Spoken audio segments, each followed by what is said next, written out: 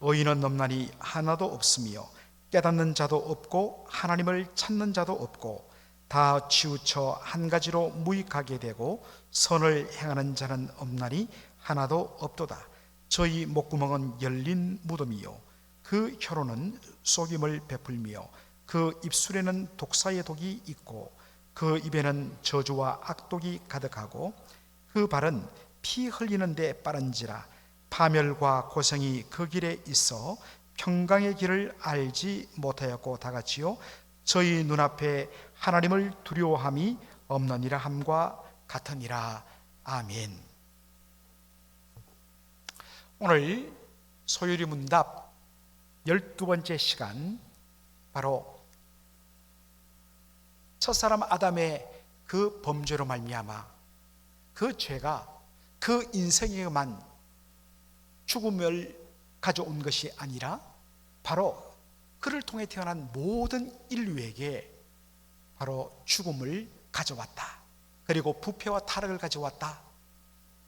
이것을 가리키는 것이 바로 원죄의 전가라는 표현을 지난주에 썼습니다. 자, 오늘은 첫사람 아담의 그 범죄로 말미암아 그 원죄가 전가된 그의 후손들의 삶 속에 죄의 영향력이 어떻게 무섭게 나타나는가 하는 부분을 공부해 보도록 하겠습니다. 자, 우리 제18문답 한번 노트도 있고 화면도 있는데 우리 18문답 문답을 먼저 한번 읽어보죠. 시작. 사람이 타락한 주위에서 죄되는 것이 무엇인가? 사람이 타락한 주위에서 죄되는 것은 아담의 첫 범죄의 죄책, 원의의 결여, 그리고 온 성품이 부패한 것인데 이것은 보통 원죄라 하는 것이요 아울러 원죄로 말미암아 나오는 모든 죄다. 자, 19문답도 한번 읽어보죠. 사람이 타락한 주위에서 비참한 것이 무엇인가? 모든 인종이 타락함을 인하여 하나님과 교제가 끊어지고 또 그의 진노와 저주 아래 있어서 생전의 모든 비참함과 사망과 영원한 지옥의 벌을 받게 되었다. 자, 이런 내용이 되겠습니다. 죄책, 원의의 결여, 온 성품이 부패한 것. 어떤 경우에는 이해가 되기도 하고 어떤 경우에는 잘 이해가 안 됩니다. 한번 공부하면 바로 그래서 이런 표현을 쓰는구나 하는 것을 여러분이 아시게 될 것입니다. 자, 지난 시간에 우리가 원죄의 전가, The imputation of original sin, 첫사람 아담이 범한 그 죄가 바로 그를 통하여 태어나는 모든 후손들에게 바로 다 넘어와서 그의 모든 후손들도 바로 죽음을 경험하고 그의 모든 후손들도 날 때부터 바로 그 심령이 타락하고 부패한 본성으로 태어나 죄를 지을 수밖에 없게 됐다. 이것을 원죄의 전가라고 이야기를 했습니다. 한번 복습하는 차원에서 한번 우리가 정리해보죠. 아담의 범죄는 단순히 그 자신에게만 영향을 미치지 않는다는 것입니다. 우리 지난 시간에 배웠지만 펠라기우스 같은 사람은 모든 사람은 자신의 죄에 대해서 자기 스스로가 책임진다. 그러므로 첫사람 아담의 죄는 자기 자신에게만 영향 미쳐서 죄로 말미암아 죽는 것으로 끝나고 모든 사람은 태어날 때 백지 상태로 중립 상태로 태어난다.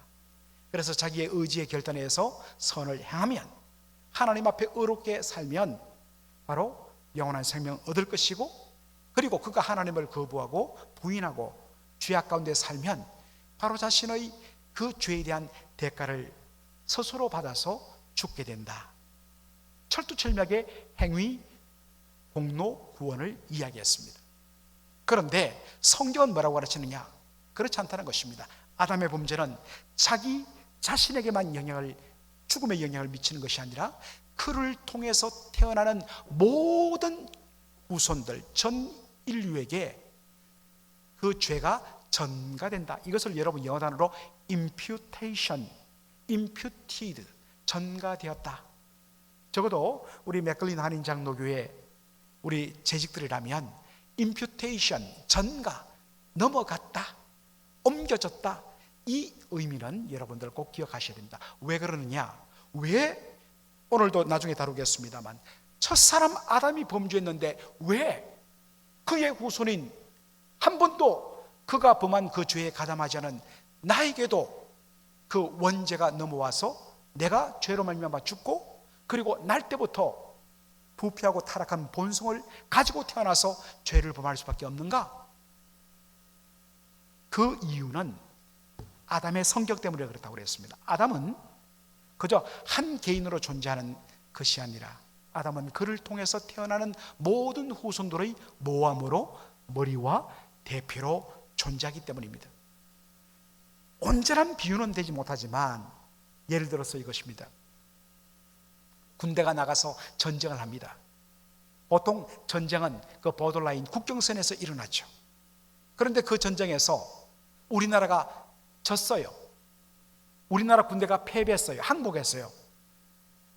후방에 있는 사람들은 한 번도 전쟁에 지원 적 없고 싸워본 적 없고 항복한 적 없습니다.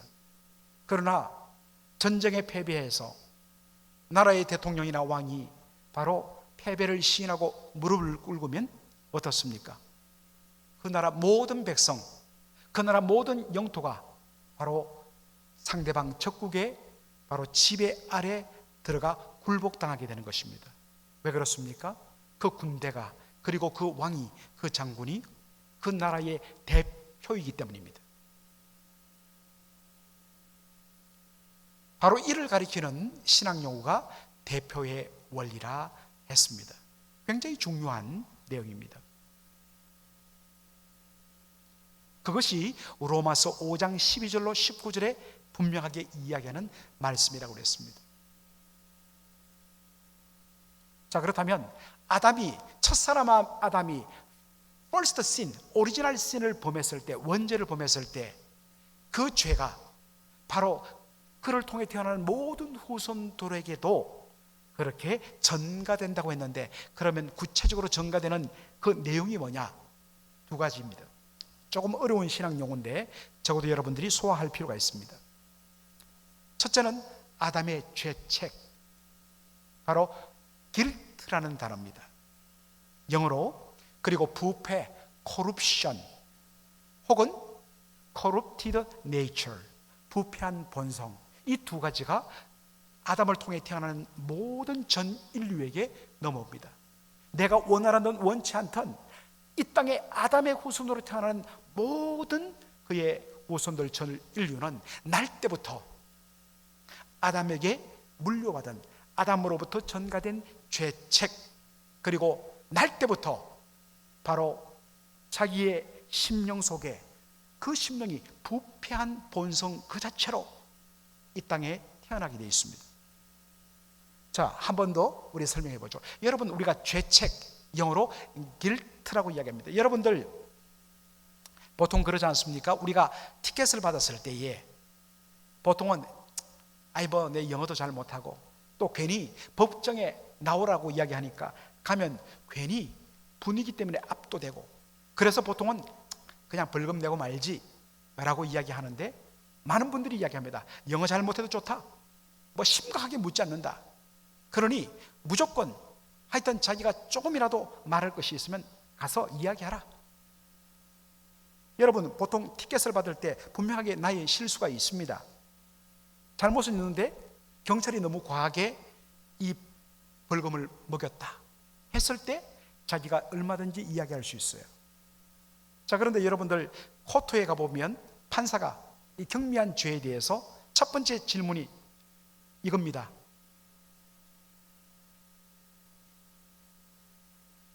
Are you guilty? 너 죄를 인정하느냐? 묻습니다. guilty. 여러분들 보통 우리가 이 guilty, 죄책이라고 썼을 때 사실상 죄책이라는 단어는 우리 일상에서 잘 쓰지 않습니다. 오히려 우리가 무슨 단어를 많이 쓰죠? 죄책감, guilty feeling, 이렇게 영어로 하죠. 그죠? 우리 성도님들은 다들 참 반듯하게 사시다 보니 뭐 guilty feeling, 죄책감, 뭐 날마다 저는 우리 저 아내 눈치만 봐도 또 찔리고 내가 뭔가 잘못했구나 죄책감을 많이 느낍니다. 제가 아주 별로 그렇게 훌륭하지 못해요, 사실은. 여러분들 보통 우리가 guilty feeling, 죄책감이라는 단어를 언제 씁니까?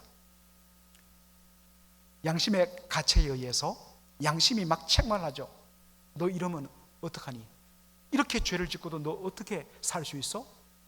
정말 죄를 깨닫고 양심의 가책을 받아서 죄에 대하여서 범한 죄에 대해서 굉장히 마음이 괴로워하고 그것 때문에 아파할 때 우리는 뭡니까?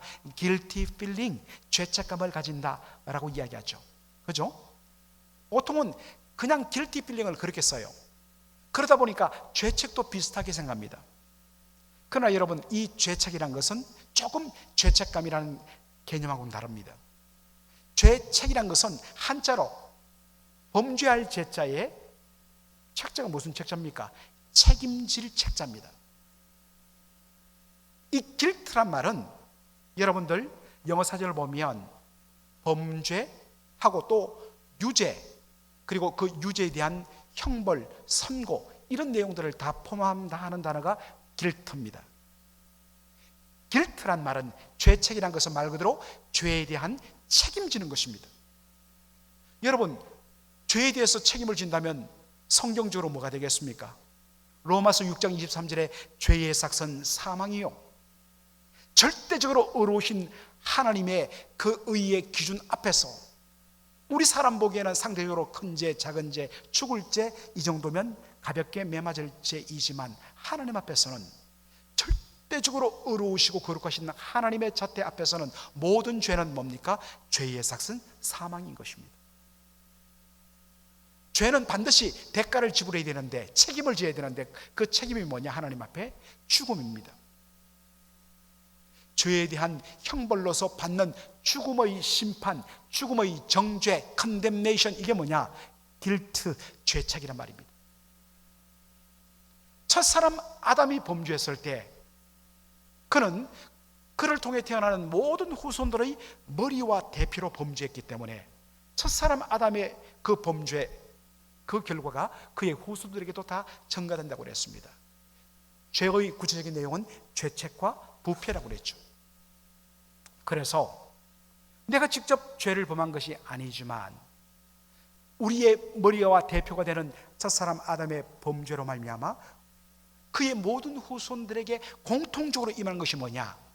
바로 죄책, 죄의 대가, 죄의 책임은 죽음의 심판이 임하여서 우리는 날 때부터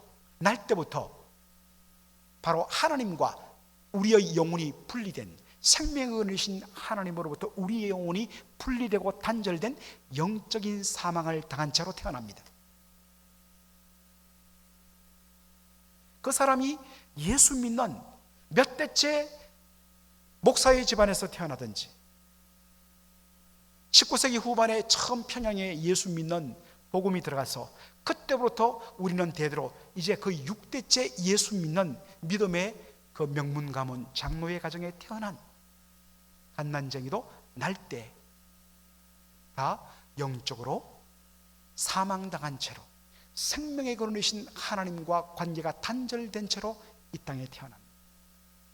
왜냐하면 우리 모든 전 인류는 바로 아담의 그 범죄로 말미암아, 그 죄의 결과로 말미암아 그에게 임한 죽음이 우리 모두에게도 임한 채로 태어나기 때문입니다. 그래서 우리는 예수 믿기 전에, 주님의 은혜로 거듭남을 경험하고 주님의 은혜로 새 생명 얻기 전에 모두는 바로 죄와 허물 가운데 죽은 상태로 존재하는 것입니다. 육신적으로는 살아있고 의식하고 움직이지만 주님의 은혜 가운데 거듭나지 않고는, 새 생명을 얻지 않고는 다 영적으로 죽은 채로 살아가는 것입니다. 이것이 첫사람 아담의 범죄로 말미암아 그의 모든 후손들 전 인류에게 미친 바로 죽음의 심판입니다. 날 때부터 우리는 영적으로 죽은 채로, 영적 사망당한 채로 그렇게 태어납니다. 또 하나, 바로 죄의 내용은 하나는 죄책, 바로 죄에 대한 책임으로서 죄의 삭은 사망, 죽음의 심판을 받아 죽은, 영혼이 죽은 것. 또 하나는 뭐냐? 부패한 본성, corrupted nature, 바로 부패한, 타락한 그러한 본성을 가지고 우리가 태어난다는 것입니다. 아까도 말했지만 아담의 범죄의 결과, 자, 좀 꺼주세요. 아담의 범죄의 결과 아담이 가졌던 하나님께서 하나님의 형상으로 그를 만드셨기 때문에 하나님의 형상을 따라 의와 거룩함으로 지음을 받은 존재이기 때문에 범죄하기 전에는 그에게는 하나님께서 그에게 심어주신 의, 이걸 우리는 오리지널 라이처스네스 해서 원시적인 의 혹은 원의라고 그렇게 줄여서 말합니다. 그러니까 영어로 말하면 훨씬 더 와닿죠. 오리지널 라이처스네스. 그게 뭐냐? 하나님께서 당신의 형상을 따라 우리를 의와 거룩함으로 지으셨기 때문에, 그래서 타락하기 전에는 우리는 하나님이 우리의 심령 속에 부여하신 바로 그 오리지널 라이처스네스가 있었습니다. 그런데 범죄로 말미암아 이 오리지널 라이처스네스가 바로 사라지게 됩니다. 대신에 어떻게 되느냐? 죄로 말미암아, 그 죄로 말미암아 우리의 본성, 아담의 본성이 부패하게 됩니다. 아담의 본성이 부패하게 되어서 이것이 죄에 대한 어떤 성향을 보이느냐? 마지못해 짓는 것이 아닙니다. 우리는 종종 그러죠. 내가 마지못해 지어서. 그렇지 않습니다. 우리가 죄를 짓는 그 순간에는 마지못해 짓는 것이 아니라 사실은 감춰져 있지만 그 죄에 대하여 우리의 반응이 뭐냐면 positive disposition, 아주 적극적인 성향으로 그렇게 나가게 됩니다. 이게 뭐냐면 죄로 말미암아 우리의 본성이 부패함으로 말미암아 죄에 대해서 강력하게 거부하는 것이 아니라 오히려 뭡니까? 죄에 대해서 적극적인 성향을 띠게 된다는 것입니다. 여러분, 이 죄에 대한 적극적인 성향, positive disposition, 이걸 다른 말로 하면 뭐냐? 바로 simple nature. 부패한 우리의 영혼, 바로 부패한 우리의 영혼, 우리의 본성, 바로 죄로 가득 찬 죄성이란 것입니다. 아담이 범죄했을 때 그 죄로 말미암아 그에게 죄책, 죽음에 대한 책임지는 삶, 책임지는 것으로 죽음이 임했습니다. 동시에 죄로 말미암아서, 죄란 건 뭐라고 했습니까? 여러 번 이야기했지만 죄는 하나님의 하나님 되심을 거부하고 하나님 앉아야 할 자리에 나를 앉히고 하나님의 뜻이 설 자리에 내 뜻을 세우고 하나님 영광을 대신해서 내 영광을 추구하는 것이 죄라고 그랬습니다. 그러한 심령이 바로 아담의 마음속에 들어있는데 이 죄성은, 이 부패한 본성은 아담 그 사람 혼자에게만 미치는 것이 아니라 바로 아담은 그를 통해 태어난 모든 후손들의 머리와 대표로 존재하기 때문에 바로 그의 바로 부패한 본성은 그를 통하여 바로 육체적으로 태어나게 되는 모든 그의 후손들에게 날 때부터 부패한 본성 그 자체를 가지고 태어나게 되어 있습니다. 보통은 우리는 그냥 우리의 어떤 실존적인 차원에서 내가 어떤 행위를 했을 때 그 행위로 말미암아 내가 죄를 지었을 때 내가 범죄하고 죄인이 된다라고 우리는 이야기하기 쉽습니다. 그냥 표면적으로는 맞습니다. 죄를 짓기 때문에 죄인 되는 것입니다. 그러나 엄밀하게 보면 성경적으로 우리는 아담의 후손으로서 아담에게로부터 전가된 바로 corrupted nature, 부패한 본성, positive disposition of sin, 죄에 대한 적극적인 성향, simple nature, 죄성을 물려받아 가지고 태어나기 때문에 사실은 그 죄성으로 인하여 우리의 심령이 죄에 대해서 끊임없이 positive disposition을 갖도록 만들고 그 적극적인 성향이 결국에는 행동으로 결단하도록 만들어서 범죄할 수밖에 없게 되어 있는 것입니다. 물론 여기에 말하는 이 범죄는 여러 번 이야기하지만 윤리도덕적인 차원에서 어떤 사기를 치거나 사람을 해코지하거나 거짓말하는, 물론 결과적으로는 그렇게 열매 맺지만 그 근본 본성에는 하나님 아닌 자신을 그 자리에 세운 것으로 나타난다 말씀을 드렸습니다. 이것이 예수 믿기 전 내가 원하든 내가 인정하든 인정하지 않든 성경에 근거하면 모든 인류는 첫사람 아담의 후손으로 이 땅에 존재하기 때문에, 아담의 후손으로 존재하는 이상 첫사람 아담의 범죄로 말미암은 그 죄책과 부패한 본성을 그대로 전가받아 그렇게 태어났고 그렇게 살아갈 수밖에 없는 그런 인생이 되었다. 이게 성경의 가르침입니다. 그러기에 좀 이따 보겠지만 우리의 힘으로서 이 부분을 우리가 벗어날 수 없기 때문에 하나님께서 둘째 아담 예수 그리스도를 보내주시고 그분이 우리를 대표하여 우리의 모든 그 저주의 죽음, 그 죄책을 그분이 대신 짊어지시고 그분이 대신 책임져 십자가에 피 흘려 죽으심으로 우리에게 그 죄의 결박으로부터, 정죄로부터 우리를 완전히 해방시켜 주신 것입니다. 따라서 예수 그리스도 아니고서는 우리가 이 고리를 끊을 수가 없다는 것입니다. 자, 이 부분에 대해서 우리가 한 성경 구절을 두 군데 보겠는데요. 첫 번째 시편 51편 5절, 다윗의 시편이죠. 특별히 이 여러분 시편 51편은 다윗이 바로 밧세바를 범하고 또 그것을 감추기 위해서 그의 남편 우리아를 교묘하게 죽인 후에 나단 선지자의 책망을 받고 그가 철두철미하게 죄를 깨닫고 통에 자복하는 배경을 가진 시편입니다. 자, 5절에 그가 뭐라고 고백하느냐, 다 같이 한번 읽어보겠습니다. 시작. 내가 죄악 중에 출생하였으며 모친이 죄 중에 나를 잉태하였나이다. 예, 예, 좋습니다, 어머니. 자, 여러분들 많은 분들이 그냥 표면적으로 내가 죄악 중에 출생했습니다, 모친이 죄 중에서 나를 잉태했습니다. 표면적으로 보면 다윗이 이렇게 심령이 꼬이고 못된 생각을 가지게 된 출발점이 그의 어머니가 그를 임신한 중에 죄를 범했기 때문에, 못된 짓을 했기 때문에 그 죄의 영향력이 그에게 미쳐서 그가 그와 같은 죄를 범할 수밖에 없다, 이렇게 해석하지만 이것은 그릇된 해석입니다. 왜냐하면 시편 51편 전체를 다 읽어봐도 다윗의 어머니의 죄와 관련된 것이 전혀 언급되지 않습니다. 그리고 시편 51편의 전체적인 문맥을 보면 그것은 철두철미하게 다윗 개인의 개인적인 죄에 대해서 집중적으로 자신의 어떤 면에서는 가늠죄와 살인죄에 대하여서 집중적으로 다룹니다. 따라서 시편 51편 5절에 내가 죄악 중에 출생하였으며 모친이 죄 중에서 나를 잉태하였나이다 하는 이 말씀의 본래 의도는 그가 잉태의 순간, 곧 그의 존재가 시작되는 바로 그 순간부터 그의 심령 속에 생명이 딱 시작되는 그 순간에 그의 심령 속에 죄성이 바로 존재했음을 그가 고백하는 것입니다.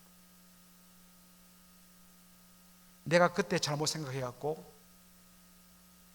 이런 죄를 범한 것입니다 라는 차원에서 끝나지 않고 그 근본 뿌리가 바로 날 때부터 그러한 죄성을 가진, 그래서 타락하고 범죄할 수밖에 없는 하나님의 철두철미한 은혜로 우리의 심령이 완전히 뒤집어지지 않고서는 positive disposition of sin, 죄에 대하여서 적극적인 성향을 가질 수밖에 없는 그런 자신의 존재를 탄식하며 노래하고 있습니다.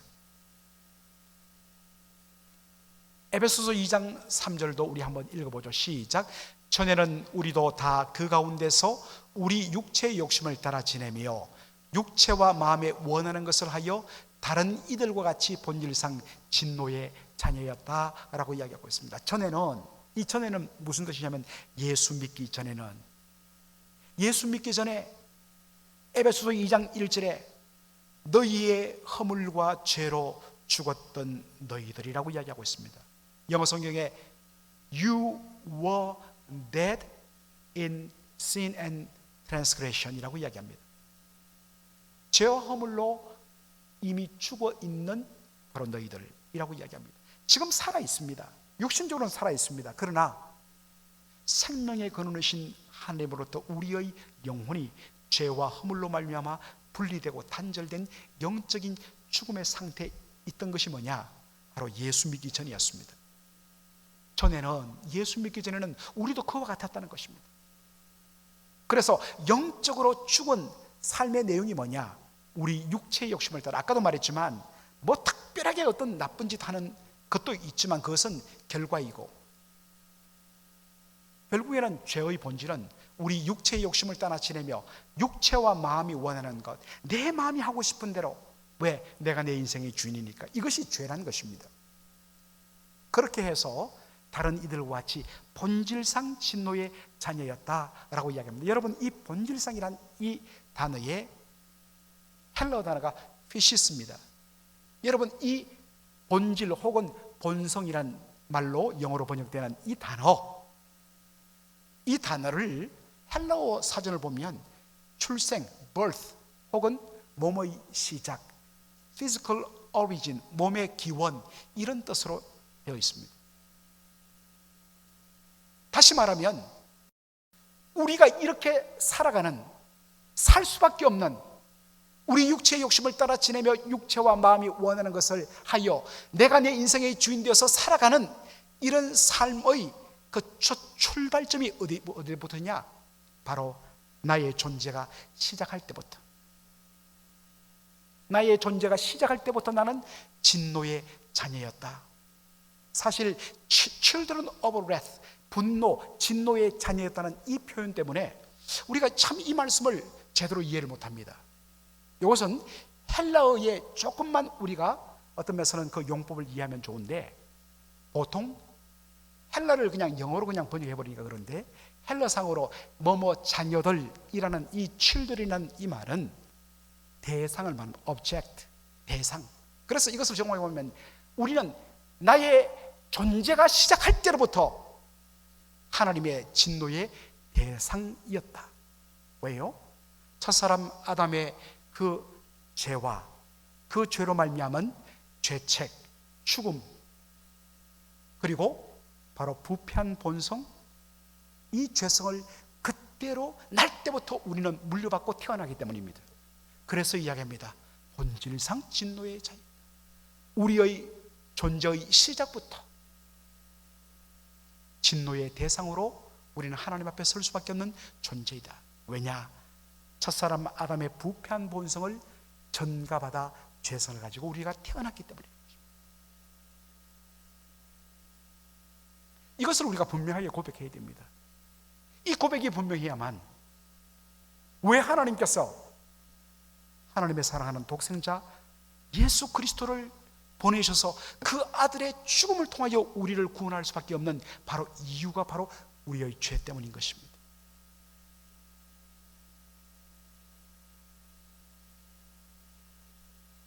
자, 전적 부패, 영어로는 total depravity라고 이야기하는데요, 전적으로 부패해졌다. 보통 우리가 이제 doctrine of total depravity, 전적 부패 혹은 total inability, 전적인 무능력, 이렇게 보통 이야기하면 사람들이 굉장히 의아해합니다. 전적으로 부패했다고? 모든 사람이 악해질 대로 악해져서 부패해갖고 마음이 완전 썩어져 갖고 죄악으로만 충분하고 그 사람에게는 어떠한 선을 행하는 것도 없다고? 그 많은 사람들이 이야기하죠.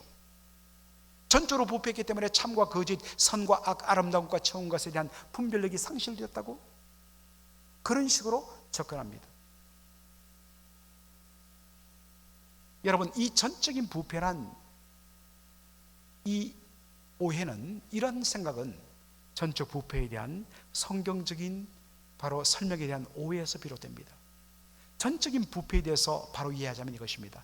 아담의 부패한 본성이 그의 후손들에게 다 전가되었다는 것입니다. 그 결과로 그의 마음의 어느 부분은 괜찮고 어느 부분은 좀 악하고가 아니라 그의 존재 전체에, 그의 마음의 전체에 positive disposition of sin, 죄에 대한 적극적인 성향, 그것이 바로 그의 마음을 충동하는 simple nature, 죄성, 그것이 일부분이 아니라 total depravity, 전적으로 부패되어 갖고 죄성이 온 심령 속 그의 모든 생각 속에 가득 차 예수 믿고 구원받고 눈이 열리기 전에는 바로 자기 자신이 모든 삶의 근본이고 주인이고 바로 자기가 모든 것의 중심이란 것, 그것이 타락한 모든 사람들의 심령 속에 들어 있습니다. 물론 예수 믿고 구원받은 우리에게도 있어요. 얼마나 이 죄의 어떤 면에서는 성향이 무서운지 예수 믿고 구원받은 우리에게도 끊임없이 자꾸만 옛사람을 돌아보며 그때를 그리워하며 마치 출애굽한 이스라엘 백성들이 애굽의 그 풍요와 부요를 그리워하며 돌아갈 것을 자꾸 생각했듯이 끊임없이 영적인 싸움을 우리가 할 수밖에 없는 것이죠. 이 죄성이라는 것이 얼마나 무섭게 우리를 그렇게 뒤어하는지 모릅니다. 날마다 우리가 끼어서 바로 분별해야 하는 것이죠. 또 하나, 이 전적 부패의 핵심은 뭐냐? 자, 로마서 8장 7절로 8절의 말씀입니다. 왜 우리가 첫사람 아담의 범죄로 말미암아 그 죄가 우리에게 전가되었을 때 우리에게 도대체 무슨 일이 일어난가를 잘 보여주는 말씀입니다. 다 같이 한번 읽어보겠습니다. 시작. 육신의 생각은 하나님과 원수가 되나니 이는 하나님의 법에 굴복치 아니할 뿐만 아니라 할 수도 없음이라. 육신에 있는 자는 하나님을 기쁘시게 할 수 없느니라. 왜 여러분들 굴복치 아니할 뿐만 아니라 하고 싶은데 못해서가 아니라 아예 할 수도 없어요. 왜? 육신에 있는 자, 이 육신에 있다는 말, 이 말을 심플 네이처라고 번역합니다. 바로 죄성을 가진 자들은, 죄성의 지배를 받는 자들은, 영적으로 죽은 자들은 하나님을 기쁘시게 그의 삶에 하나님은 다른 존재하지 않습니다. 오직 자신만이 존재할 뿐입니다. 죄성에 의해서 지배되는 이 부패한 심플 마인드는 하나님과 적대적인 관계를 가져요. 하나님과 적대적인 관계를 가진다고 했으면 하나님 이름을 욕하고 뭐 그런 어떤 모양으로 일부는 나타나지만은 사실은 훨씬 더 사탄의 꾀임에 빠져서 엄밀하게 나타나는데, 그것은 아까도 말했지만 죄의 본질, 하나님의 뜻보다는 자기의 뜻과 욕망, 하나님의 영광보다는 자신의 영광과 기쁨, 결국에는 하나님께서 앉으셔야 할 자리에 자신을 앉게 만드는 것, 이게 바로 전적 부패의 핵심입니다. 영적으로 죽고 생명의 그릇인 하나님과 단절되었기 때문에 하나님에 대한 생각이 존재할 수가 없습니다. 물론 하나님의 형상으로 지음받은 존재이기 때문에 그 심령 속에는 뒤틀리고 왜곡되어 있지만 여전히 어떤 면에서는 종교성이 남아있어서 그것을 채우기 위해서 우상을 만들고 종교를 만들긴 하지만 성경이 계시하는 인격적인 하나님에 대한 관심은 없습니다. 문제는 예수 믿기 전에는 당연했는데 예수 믿고 구원받고 우리의 존재와 우리의 삶의 방향이, 신분이 바뀌어졌는데도 여전히 그의 삶의 중심 자리에 오직 자기만 있고 하나님은 주일날 만나는 이 시간에게만 하나님을 딱 갖다 놓는다면 여러분, 심각한 내용이 아닐 수 없습니다. 과연 진짜 거듭났느냐? 한번 질문을 던져봐야 합니다. 온전할 수는 없습니다. 불완전합니다. 그러나 그것 때문에 몸부림치고 그것 때문에 성령의 은혜를 구하고 넘어졌을 때 그것 때문에 아파하고 또 주의 은혜를 구하고 말씀과 기도 가운데 자신을 거룩하게 하려고 하는 몸부림, 이것이 얼마나 중요한지 모릅니다. 전적인 무능력도 마찬가지입니다. 수많은 사람들이 total inability, ability는 어떤 우리가 능력이란 뜻 아니겠습니까? inability, 무능력.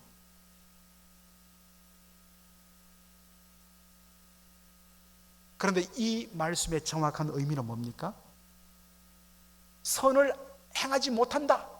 아니, 불교 신자들도 무슬림들도 얼마나 선행을 많이 하고, 사실은 그 톨키라든지 이런 무슬림권에 여행을 갔다 온 수많은 사람들이 감동을 받아요. 소위 말해서 그냥 관광지만 왔다 갔다 하지 않고 그들이 사는 마을 동네 가서 한 주일씩 두 주일씩 그들의 음식을 먹으면서 이 무전여행하거나 배낭여행한 사람들은 다 감동을 받습니다. 얼마나 정직하고 친절하고 그리고 문자 그대로 hospitality, 나그네에 대하여서 얼마나 손대접하는지. 우리 예수 믿는 사람들이 너무너무 박해요. 그 사람들은 관계하지 않습니다. 집을 엽니다. 그들의 회당을 엽니다. 그 사람들을 보면, 불교 신자들 보면 얼마나 선하고 착한 사람들이 많은지 몰라요. 이런 차원에서 사람들은 보통 전적인 무능력에 대해서 오해를 합니다.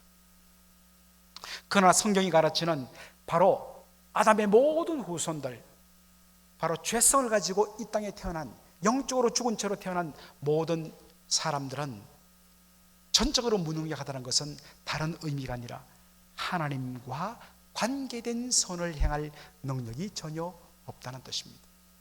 다시 말해서 하나님의 하나님 되심을 인정하고 그분을 온전히 높이며 그분을 경외하며 그분을 사랑하며 그리고 그분을 사랑하며 그분을 경외함으로 그분의 영광이 나의 삶의 모든 것이라는 하나님에 대한 경외와 사랑과 영광의 관점에서 그래서 내가 하나님을 기쁘시게 하기 위하여 선을 행하고 하나님이 원하시는 삶을 살기 위하여서 이웃을 사랑하는 그러한 그것이 없다는 것입니다. 하기는 해요. 그러나 하나님과 관련되어서 할 수 없다는 것입니다. 왜냐? 아담의 모든 후손들은 죄인으로 태어나 영적 사망에 놓여 있는 존재이기 때문입니다.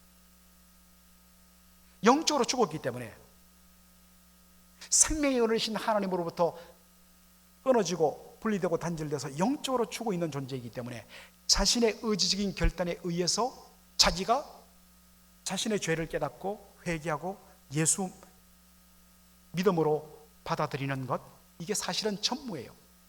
나중에도 우리가 보겠지만 일단 실존적으로는 분명하게 내가 깨닫고 내가 뉘우치고 내가 예수님을 나의 주님으로 결단하고 의지적으로 받아들여 예수 믿었어요.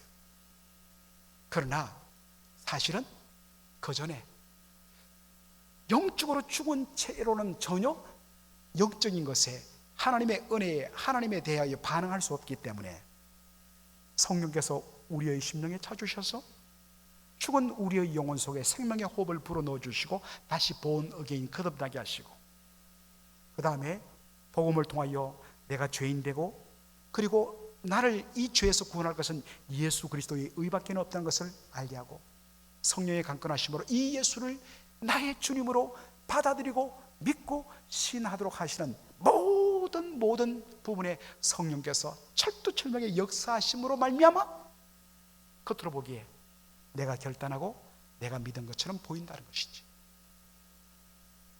엄밀한 의미에서 우리는 전적으로 부패하고 우리는 날 때부터 영적으로 죽은 자요, 날 때부터 본성이 부패한 자요, 하나님과 관계된 선을 행하기에 전적으로 무능력한 자이기 때문에 우리의 어떠한 결단으로도 주님 앞으로 나갈 수가 없습니다. 따라서 구원은 전적으로 내 바깥으로부터 하나님의 은혜로 말미암지 않고는 결코 주어질 수가 없다는 것.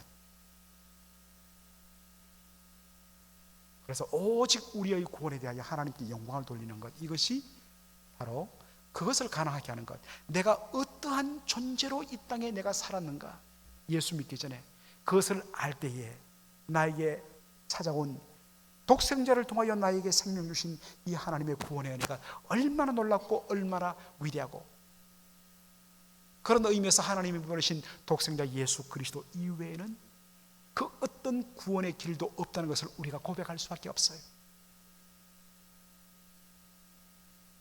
왜 예수의 유일성을 믿지 못하는가? 왜 그런 헛소리를 신학자들 중에 당당하게 하는, 죄송하지만 미국의 지금 메인 나인 교단의 상당수의 목회자들도 그렇게 이야기합니다. 왜 그렇습니까? 내가 하나님 앞에 얼마나 전적으로 타락하고 부패한 죄 가운데 존재하는 그러한 인생인가를 알지 못하기 때문에 그런 소리를 합니다. 내가 어떠한 존재였으며 이 죄와 사망으로부터 나를 건질 이는 하나님이 보내신 독생자 예수 그리스도, 그리고 제가 너무나 악하기 때문에 독생자가 대신 십자가에서 저주와 심판을 받고 우리가 가지는 모든 죄책을 그분이 책임져 주지 않고는 결코 우리를 구원할 수 없기 때문에 독생자가 이 땅에 오셨다. 바로 그 사실을 온전히 바라보게 하는 것, 내가 얼마나 부패한 존재였는가. 날마다 그것을 그렇게 믿음의 눈으로 바라보시는 여러분들이시고, 다음 주에 이 뒷부분에 못한 부분들은 시간이 많이 갔어요. 그래서 제가 또 이렇게 하면 여러분들 또 언제 끝나나 이렇게 생각하시기 때문에 이 부분은 다음 시간에 한 5분 정도 딱 해서 제가 마치도록 하겠습니다. 기도하겠습니다.